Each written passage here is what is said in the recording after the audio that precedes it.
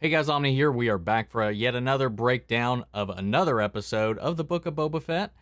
This week's was a little bit different. It felt definitely the most distinct in a lot of different ways. Actually, mainly one way, as it was the most removed from what has been going on in the season up until this point.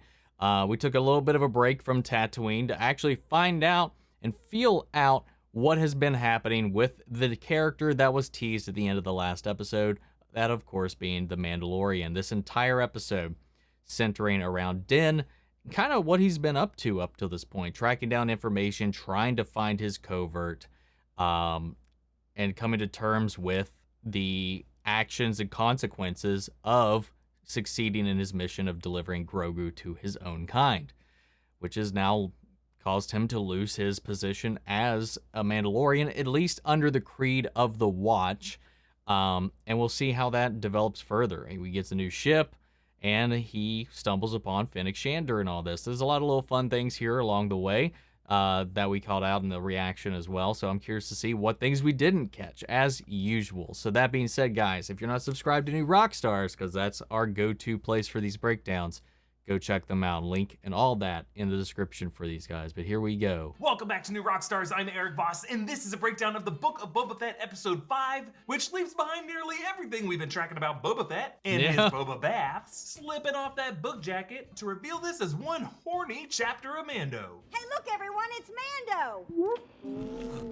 I mean, not that I'm complaining. This episode was packed with Star Wars Easter eggs, lore, Gosh, and that was really such a cool visual beautiful details shot. that you might have missed, so I'm gonna And break it all sequence in down. general. Ready to have your mind blown? We open in a Clatoonian meatpacking plant. Those meat carcasses aren't identified, but in the concept art in the closing credits, they look like Nerf heads. Nerfs, in addition to the sickest way to spend Saturday afternoon, are herd animals first mentioned in Empire Strikes Back. Half-witted, scruffy-looking Nerf herder. The ironic butchery in a butcher shop, the bounty's Gosh, blood and later this is dripping the on the kill floor beside obviously that I think the dripping most meat is a brutal and classic gritty that gangland it's trope, from even the Frankie show about Boba Carbone Fett and has Meat Truck been, and and it's Goodfellas not to the first Boba. episode of The Sopranos when Christopher whacks a meal in Santani's butchery. This chill temperature also returns Din Djarin to his bounty in the pilot episode on the icy planet of Pagidon, Disembowelments, which he calls back decapitation. directly. I can bring you in warm, or I can bring you in cold.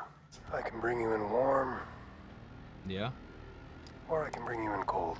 But our first look at Mando shows only his silhouette through the greasy flaps, framed so that his Beskar spear is visible, telling us that this is not Boba Fett, it's not a leader, but still a hunter. Yeah, and of course, his the entrance reveal- is announced with ah, Ludwig Göransson's so good. flute theme for the character. His bounty is Kaba Baiz, played by stunt actor Ardashir Radpour, who also works on Obi-Wan Kenobi. Mando has a Cool. tracking fob, and the bounty puck translates to wanted in Oravesh, listing his bounty as 9,830 credits, significantly more than the 7,300 wanted for that Mythrol in Mando Episode 1. Baiz pretends to be just another Clatoonian, but they designed him with distinctive piercings on his nose and his jowl to make him And the unmistakable forehead from that puck. Now, the tattoo. moment Mando ignites a Darksaber, his arm lowers slightly, its weight already noticeable. And as he fights them with it, the saber drags along the ground, sloppily slices nearby meat, and Mando burns his own leg. This sets up the true conflict for this episode, Din Djarin versus his own Darksaber. You are fighting against the blade. The legendary figure who forged this weapon, Paz Viszla, was both a Jedi and Mandalorian. But Din Djarin now feels like neither. Mando did win that saber yeah. rightfully according to their creed, besting Moff Gideon in a duel, yet still the weapon weighs awkwardly in his hands, a cursed artifact that the armorer believes led to the genocide of their people. And I think that is what has him spooked, that leaving Grogu in the hands of the sorcerers who build and wield these unwieldy weapons might have been a mistake. The episode title is introduced by fusing the I don't think that's what's weighing on him. I think it's a bunch of different things. He's not in the moment. Like, we've seen this when Kanan was training Sabine on how to wield the Darksaber, because it's not your typical lightsaber. It's designed in a way that it draws specifically on its wielder's emotions. Even when they get emotionally charged, it becomes electrical and stronger and vibrant and volatile. Like, it drives, it's driven specifically by its user and their presence of mind. So being in the moment, being present, being one with it is something you actually have to work towards. Unlike your typical lightsaber, this is a design specifically built around this one by Paz Viszla when he created it. And I think that's in a way because he's one of these characters that is of two worlds, and so he built this blade to mimic that. And Din, now, one, doesn't feel worthy of what it means to be Mandalore by having it by right of combat, so that's weighing on him. He's distracted by his longing for his love and absence of the child of Grogu. Like, he misses him. He's just always thinking about him. On top of all that, there's also the guilt that must weigh on him from breaking his creed on multiple occasions to accomplish his quest. Like he says, like, he doesn't feel like a Jedi, which I don't think he's going to go down that route at all. But he also just doesn't feel like a Mandalorian in his own way, even though there are multiple ways, and he's only not a Mandalorian under the creed of the Watch, the children of the Watch, but that's how he was raised. So he's like conflicted on that. He's conflicted and longing for Grogu, this connection that he built up. Obviously he's missing him. There's a lot of stuff struggling with it, along with what it means to have this. So there's a lot of factors as to why this isn't working for him. And I think season 3, more than likely, is going to be about him bringing all that together and owning it, finding his way. Because right now, I feel Din is just, he doesn't know who or what he is without his creed, without being a Mandalorian. He doesn't know who he is now with and without the child. So he's got to figure himself out and be present in the moment, and that sword will work for him. The Boba Fett music with the flute of the Mandalorian theme.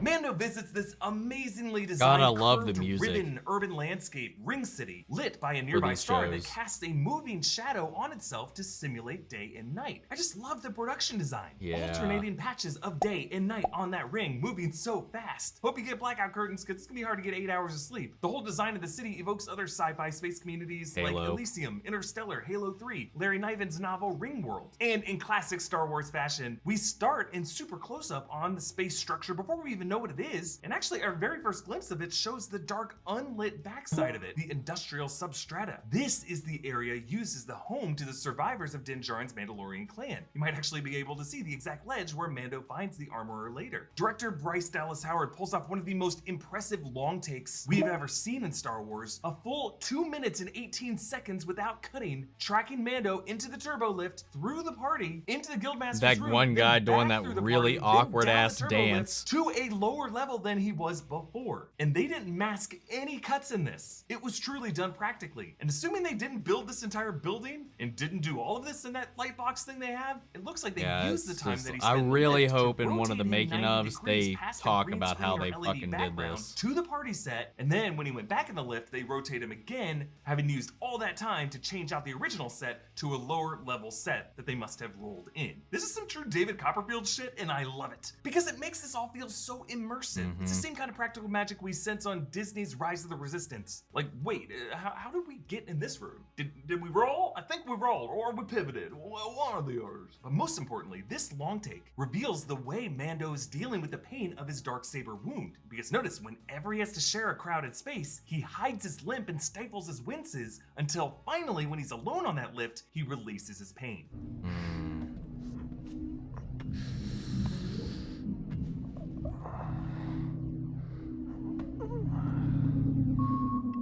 Now, as anyone in these awesome fictional universes could tell you, crashing around in crazy vehicles and shooting stuff with our friends is fun. And in the super fun 5 vs 5 shooter mobile game, Tacticool, you get to share that lift initially with a cat who walks around with a 4-barreled grenade launcher like Schwarzenegger in Commando. So support new rock stars by downloading Tacticool from the link in the description or the QR code on screen. Use promo code TACTIED and get 50 Jason shards, an RPG, and 50,000 silver. Now, he shared that lift initially with a Cascadag, and in the party, he passed a 3-eyed Gran, also a Charger fan, and greets the Ishi Tib Guildmaster, who's voiced by Helen Sadler, who has voiced several Star Wars animated characters, including Jyn Erso on Battlefront. Also sitting at the table is a Quarren, Now down in the below levels, he follows all these hidden glyphs, literally pointing "this is the way" to a final glyph in the shape of a mythosaur skull. That is the beast defeated by Mandalore the First and painted on Boba Fett's armor as well. He finds the armorer in the substrata below, meditating with her hammer and tongs crossed on her chest, always seen with these because these are her most sacred tools. We also see her later wielding these as weapons while sparring against the Darksaber. She uses these both to literally rebuild her people and their armor, but also to metaphorically rebuild their spirit. Paz Viszla attends to him.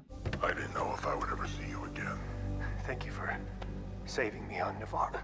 Paz, of course, is played by Jon Favreau himself, a former rival to Din Djarin, angry over his accepting stolen Beskar as payment, and a descendant of House Viszla in the Death Watch, in which his father, Pre Viszla, was first seen wielding the Darksaber as the heir to Tar Viszla, who forged this saber. Paz applies some Bacta spray to the burn, a more concentrated version of the fluid in Boba's healing tank, and then Mando reveals the Darksaber.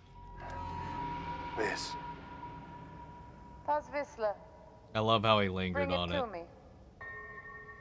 I love the music switching to cryptic strings as Paz recognizes this weapon. The armorer calls him by his full name as if to underline his ancestral claim to it, and Paz cradles this hilt reverently. And then as the armorer twists the blade in her hand, I like how you can see its flatness making it disappear from view as she twists it, a contrast to the pole shape of most other lightsabers. And then the armorer reminds us of the Darksaber succession rule. If it is won by creed in battle, it is said one warrior will defeat 20, and the multitudes will fall before it. If, however, it is not won in combat and falls into the hands of the undeserving, it will be a curse unto the nation. Mandalore will be laid to waste, and its people scattered to the four winds.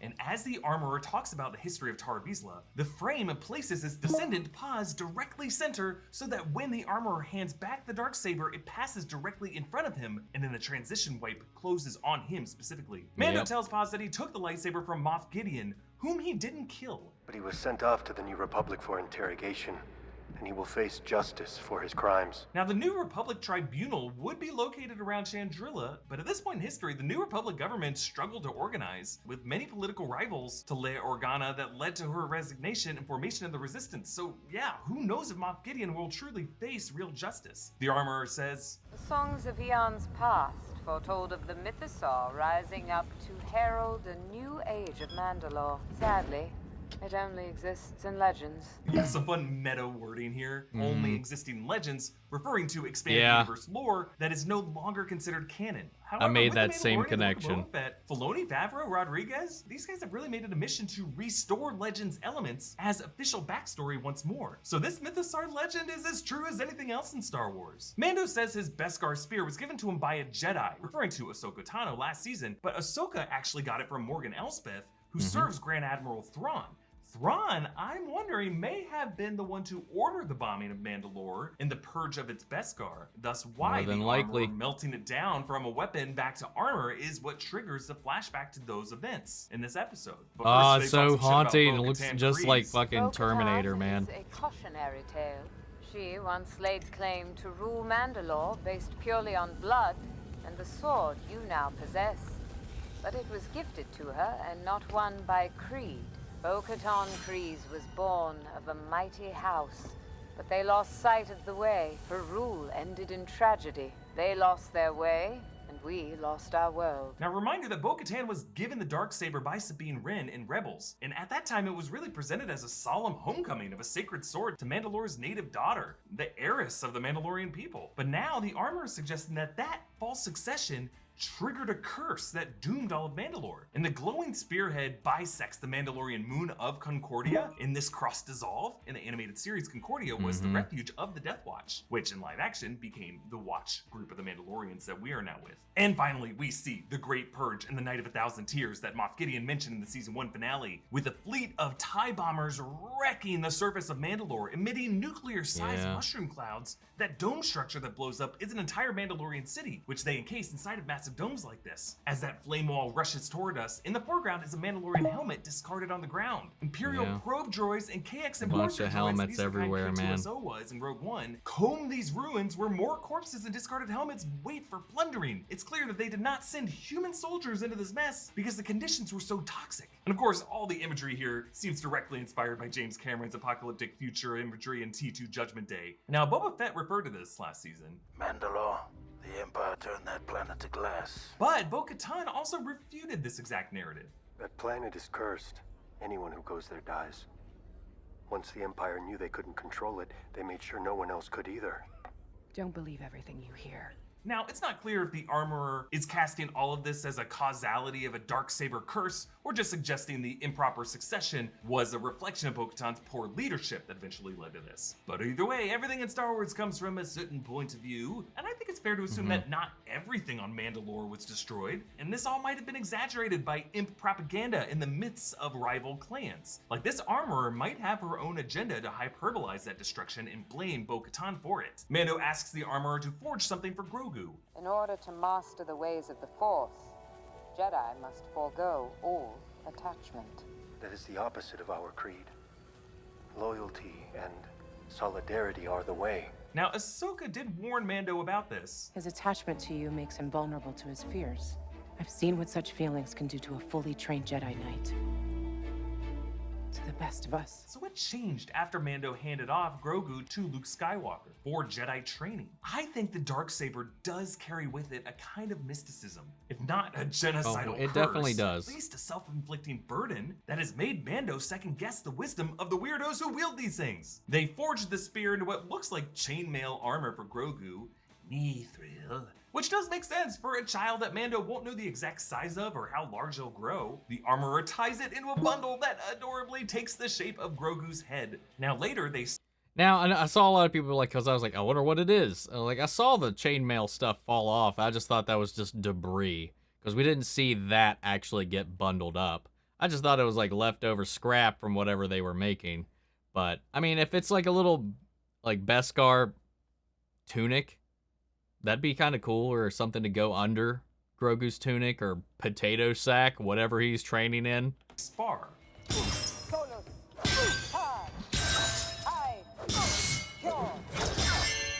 Yeah, those are the Mandoa words for 1, 2, 3, and 4. And all this parallels Kanan Jarrus training Sabine in Rebels when she was learning to use the Darksaber. Both the counting and the way that the Darksaber's weight depends on the connection with you.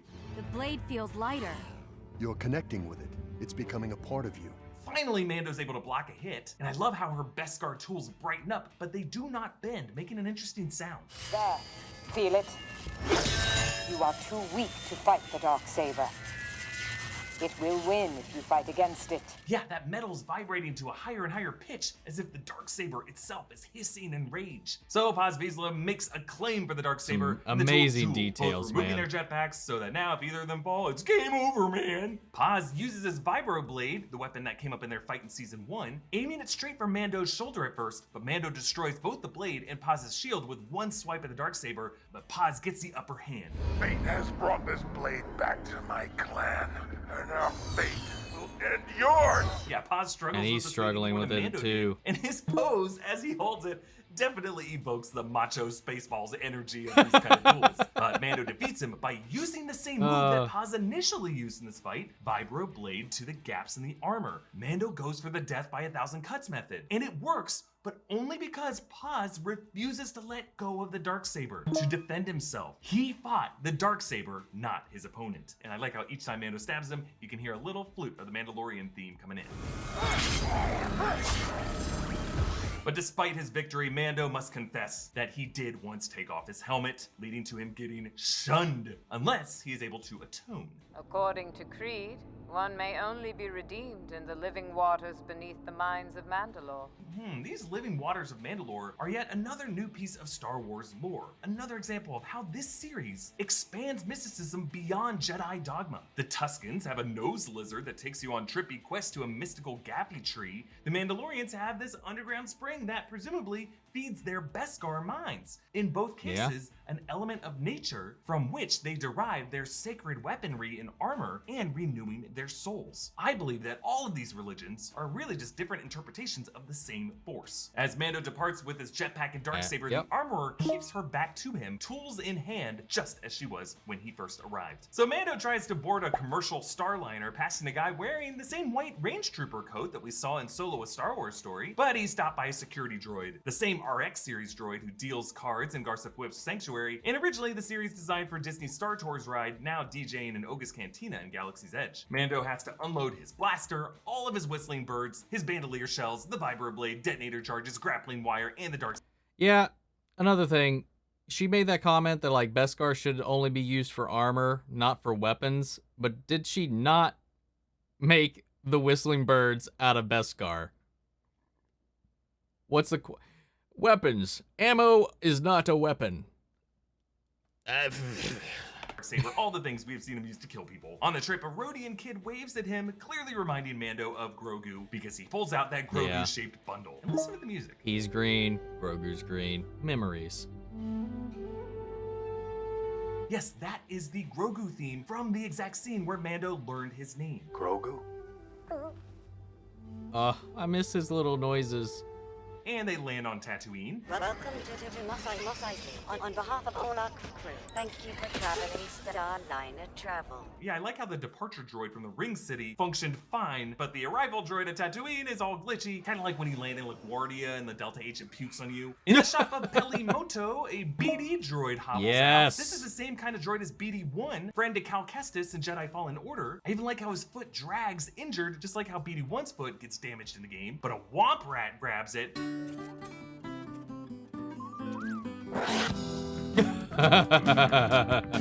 These are the rodents Luke bragged about shooting. Placed a bullseye womp rats in my T-16 back home. They're not much bigger than 2 meters. Her other droids include her pit droids, a WED Treadwell repair droid, originally from a deleted scene in the 1977 film, and our good friend R5-D4, the same astromech with the busted motivator that Luke and Uncle Owen almost bought in the original film. We saw Peli with most of these cameo in episode 3. Remember, Luke did say womp rats aren't much bigger than 2 meters, reminding us that these things can still get pretty big, and 5'1" Amy Sedaris is definitely at risk.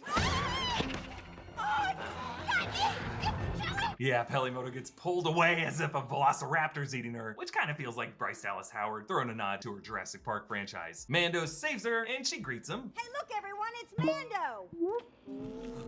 Yeah, they all groan because Mando hates droids, and the first time he saw these guys, he shot at them. And Peli reveals her replacement ship, an N1 starfighter from the Royal Guard of Naboo, seen in Phantom Menace. Now, it's not exactly the fighter that Anakin piloted because that Futhark language on the side of the cockpit is different. The letters on this one translate to B-H-E.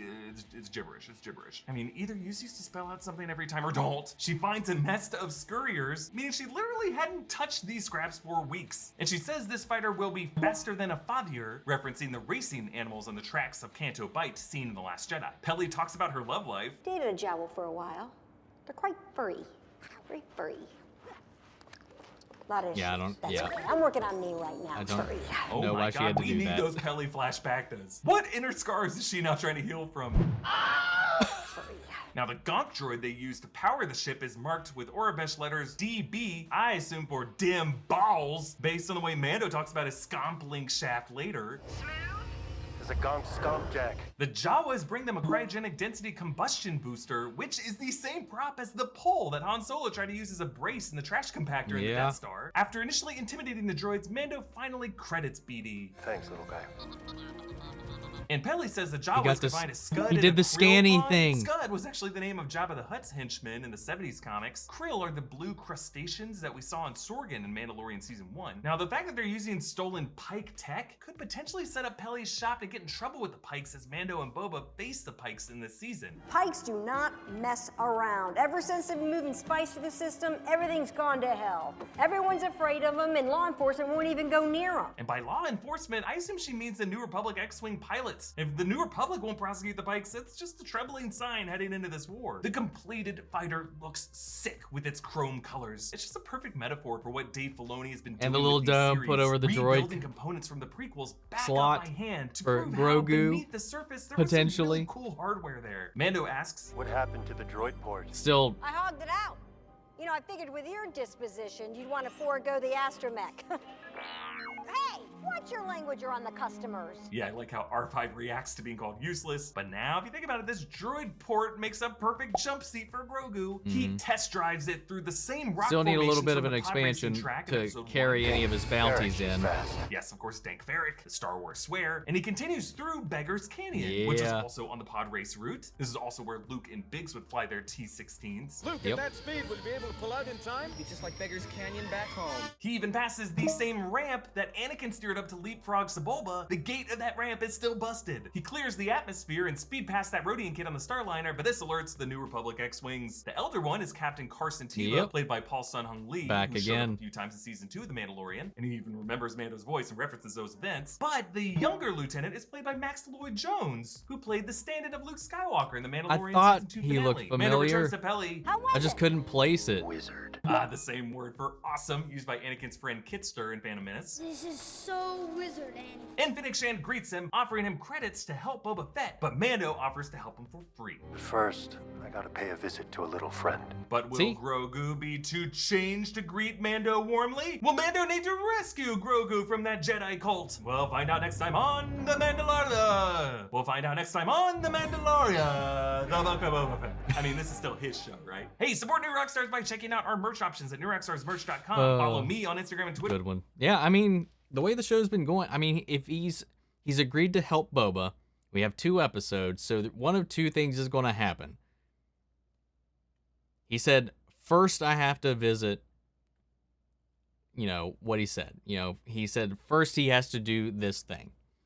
So he's either we're going to follow him for that, and we'll see him, we visit Grogu, track him down, track down Luke, or it'll be off screen and we will just see him arrive as we catch up with what Boba has been doing during this episode, and then go into the finale in which he comes in and helps.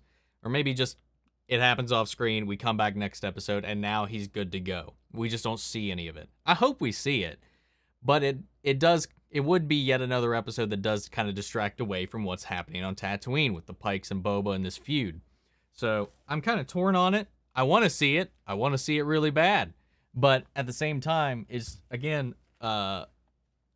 just kind of taken away from the core of what I feel like the show should be focusing on. But I'm not going to be upset if they do it. I really want to follow him on that, and I hope we don't. Because, I mean, it's not like we're going to save that and wait and see it in season 3 unless, like I said, it's done off screen and then we see it ourselves in season 3, because, I mean, he has to come back per his agreement here for the last 2 episodes. There's only 2 episodes to go with this thing, so it's got to happen quick, man. That said, though, great breakdown, lots of throwbacks, as always, good catches. I've caught most of it. I'm kind of surprised. But guys, what was your favorite Easter egg? What do you think is going to happen? What do you feel? Do you want to see him go to Grogu in the next episode? Do you think we should check back in with Boba, since we do only have 2 left? Sound in the comments. Let me know your thoughts down below. We'll carry on the conversation after the video. Feel free to join us in our Discord. We can talk about it there as well. And before we go, I want to shout out to channel legends: Spanny Share, Ryan Karen, Jason Coleman, Philly Vane, Yori, Corey Scott, Margaret Grace, Mary Bradley, Jeffrey Hale, Nate Prouty, Emo Slytherin, and Melita.